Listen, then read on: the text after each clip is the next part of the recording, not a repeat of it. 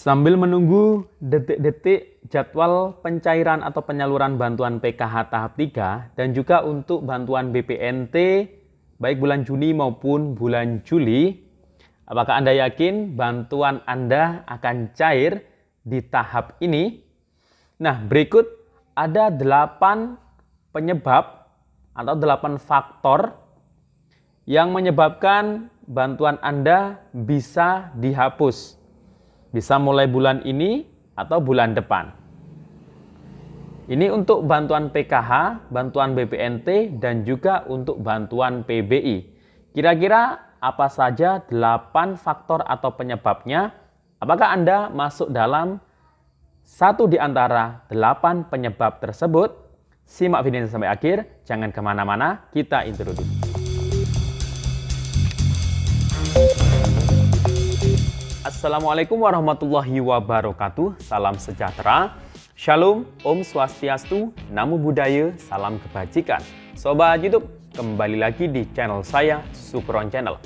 Apa kabar Sobat YouTube semua? Semoga Sobat YouTube semua selalu diberikan kesehatan, diperlancar segala urusan dan usahanya, dan diperbanyak rezekinya. Amin.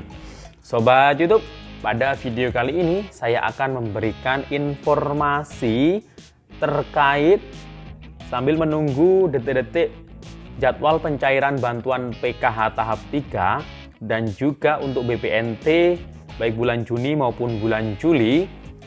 Nah, apakah Anda yakin nih bantuan Anda di tahap ini baik tahap 3 untuk PKH-nya maupun BPNT-nya ini pasti akan cair?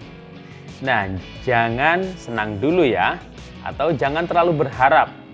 Karena ke-8 faktor atau penyebab ini bisa mengakibatkan bantuan Anda tidak bisa cair atau bantuannya dihapus, atau bahkan yang lebih fatal lagi, Anda dikeluarkan dari data DTKS atau data kemiskinan.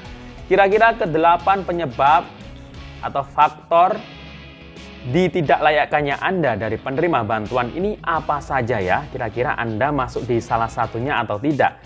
Nah, ini bisa saja di tahap 3 ini tidak bisa cair karena salah satunya masuk kriteria Anda di antara 8 faktor atau penyebab tadi. Kira-kira apa saja? Simak video ini sampai akhir. Sebelum kita lanjut, silakan yang baru bergabung di subscribe dulu channel ini dan ditekan tombol loncengnya agar Sobat YouTube semua mendapatkan pemberitahuan video terbaru dari Sukron Channel. Dan jangan lupa di-share di berbagai media sosial dan di-like apabila Sobat YouTube suka dengan video ini. Oke Sobat YouTube, kita lanjutkan pembahasannya. Nah Sobat YouTube, hari ini sudah masuk di tanggal 20 Juli tahun 2022. Nah, ini artinya sudah hampir memasuki akhir bulan ya. Ini sudah tinggal 10 hari lagi. Bulan Juli sudah lewat. Nah, apakah bantuan PKH tahap 3 ini juga akan lewat? Mungkinkah di Agustus nanti bantuannya akan cair? Nah, sambil menunggu detik-detik penyaluran atau pencairan bantuan PKH tahap 3 dan juga bantuan pangan non tunai atau bantuan sembako baik alokasi bulan Juni maupun bulan Juli. Nah, apakah Anda yakin nih bantuan Anda akan cair di tahap ini, baik PKH maupun BPNT.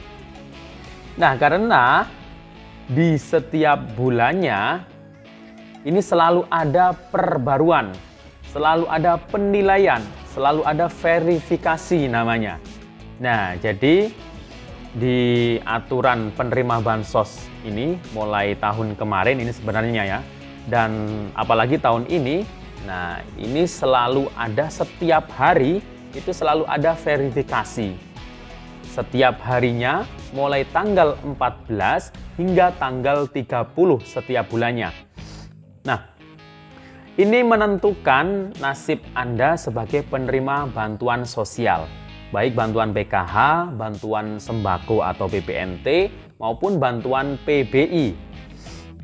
Karena di setiap bulannya, setiap tanggal 14 hingga tanggal 30, Anda akan diverifikasi kelayakannya di dalam sistem 6NG atau di DTKS data Anda itu selalu terus-menerus dinilai kelayakannya. Karena ya namanya manusia, ini setiap waktu, setiap hari itu pasti ada perubahan.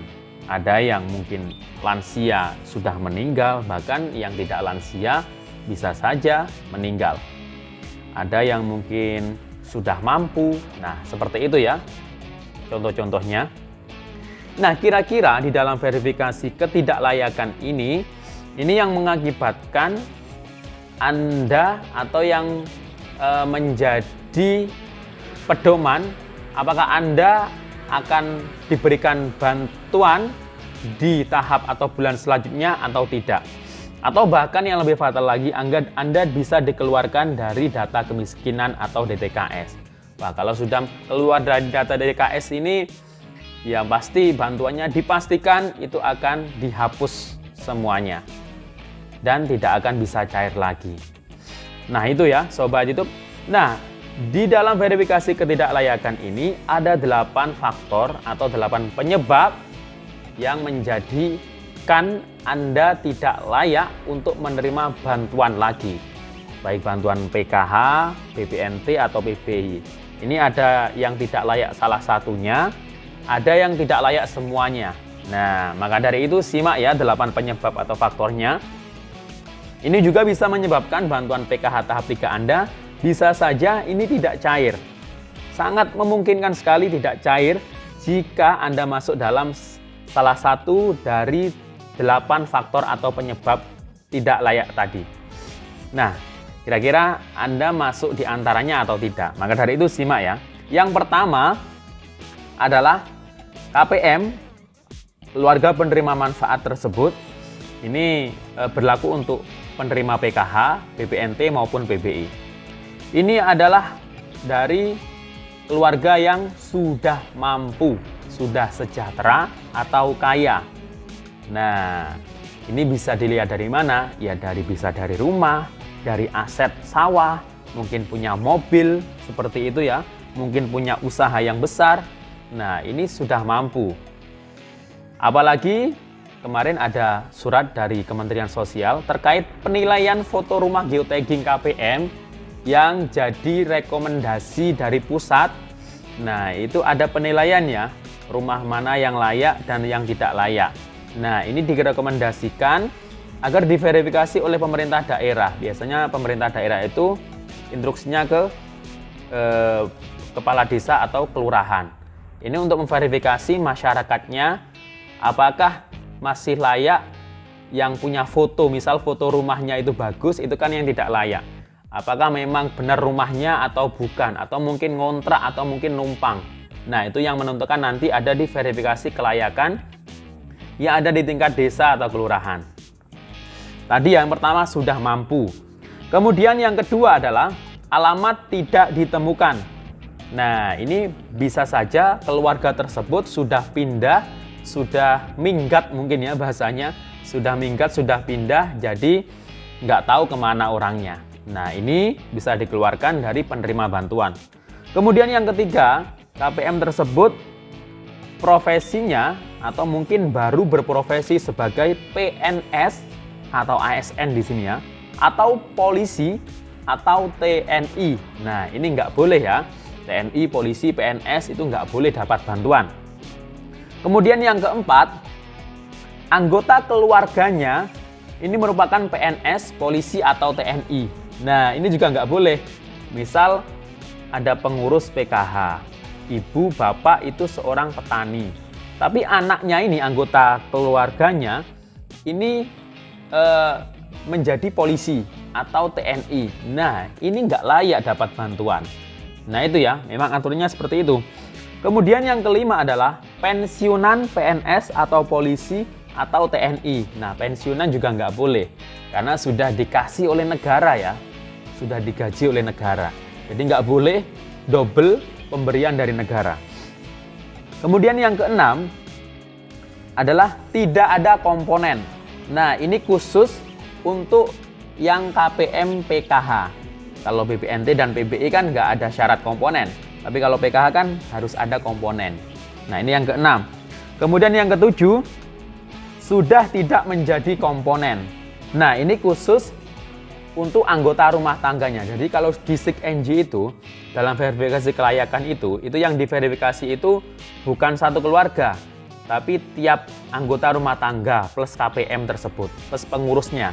Jadi jika ada anaknya mungkin yang sebelumnya jadi komponen, yang masih sekolah, sekarang sudah lulus, nah maka diverifikasi kelayakan itu akan diklik tidak layak karena sudah tidak menjadi komponen. Tapi itu tidak mempengaruhi misal keluarga tersebut masih punya komponen lain, misal masih punya balita. Nah, itu bantuan PKH-nya tetap cair. Tapi untuk anaknya tadi saja yang sudah tidak masuk hitungan PKH. Kemudian yang ke-8 adalah lainnya. Nah, lainnya ini bisa dengan alasan ditambah harus diketik alasannya ya, kalau diverifikasi itu.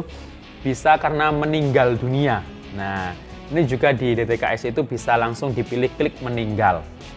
Nah, itu ya, Sobat YouTube, dari ke-8 faktor, ke-8 alasan, ke-8 penyebab, penerima bantuan PKH, BPNT maupun BBI, bantuannya tidak akan bisa cair atau bantuannya dihapus.